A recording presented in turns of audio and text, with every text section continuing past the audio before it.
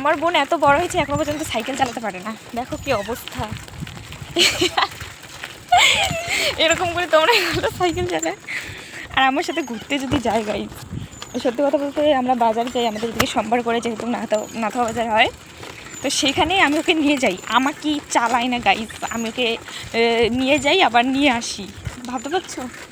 যাওয়ার সময়ও নিয়ে যাই, আসার সময়ও। আর আমার একটা হালুয়া বড়ি টাইট হয়ে যায়, কি বলবো, এত বড় মেয়ে। আমি তার জন্য বলেছি আজ ও যদি আমাকে এখন চালাতে পারে তাহলে আমার সঙ্গে বাজারে যাবে, নইলে আমি ওকে তাকে আমার সঙ্গে নিয়ে যাব না কোথাও।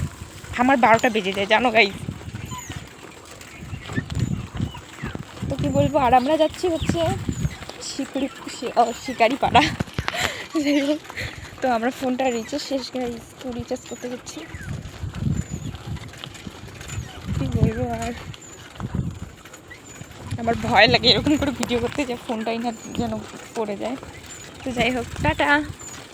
তোমাদের দেখালাম যে ও কীরকমভাবে সাইকেল চালায়। এটা আস্তে করে যাচ্ছে সেখান থেকে, আমার তো পুরো ভয় করতে আছে।